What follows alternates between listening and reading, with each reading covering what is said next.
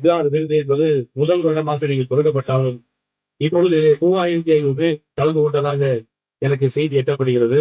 இன்னும் வருங்காலங்களில் நம்முடைய அனைத்து சமுதாய கூட்டமைப்பு ஒவ்வொரு வருடமும் நீங்கள் நடத்த வேண்டும். அதை நடத்தக்கூடிய விழா என்பது எங்களை போன்ற பொது வாழ்க்கையில் இருக்கக்கூடியவர்களுக்காக நீங்கள் துவா செய்ய வேண்டும்.